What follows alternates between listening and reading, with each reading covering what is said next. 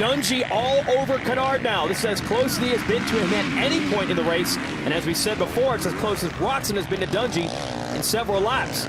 So we have got a real battle shaping up for the number 2 position here at High Point. James Stewart, haven't seen much of him. 11-second gap. Oh, look at Kenny. Hops through those ruts around the outside. Now he comes to this inside. But Dungey has a better drive around the outside. Kenny unable to triple up there. See how the bike's just moving around in the rut. It's real choppy. Roczen going to go all the way around the outside to the bottom of the hill to try to find an opening on his teammate.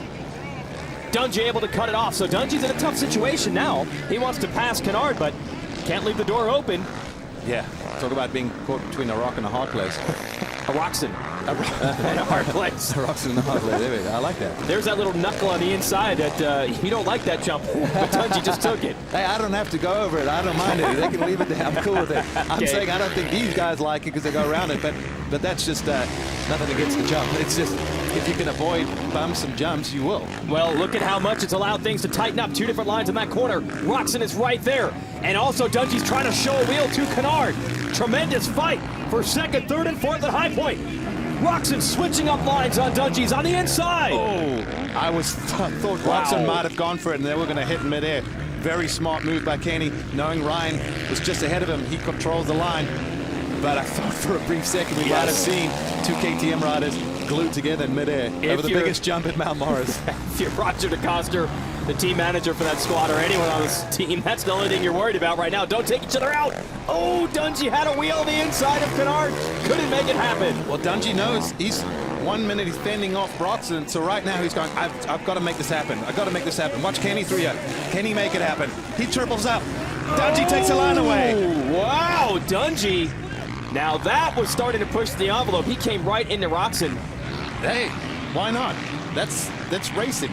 Yep. These guys are teammates, and we're maybe just not really used to it from Ryan Dungey that much, but that's what he's going to have to do. Nice guys finish last. So you have, when you put your helmet on, you have to be a little bit of a difficult guy to deal with. It's difficult to get around him, that's for sure, and Dungey is definitely looking for an opening on Canard.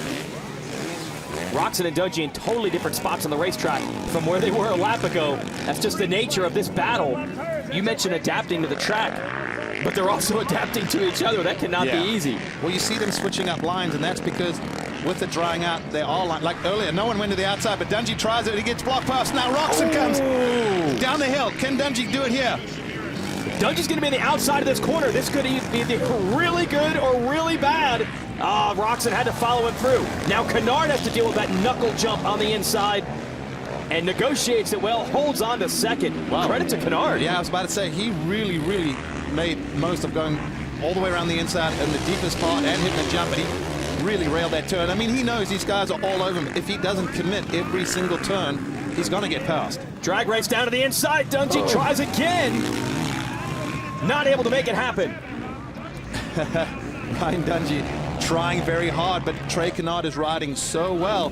It's just really tough for Ryan. But here we go. This is where he was good earlier. Can he square it up? He squares it up, but he wasn't quite close enough, and Canard able to retain that 2nd position. Oh, man. So right now, Dungey, I'd say, is the aggressor. He has put a few more challenges toward Canard than Roczen has on him. That could change any minute.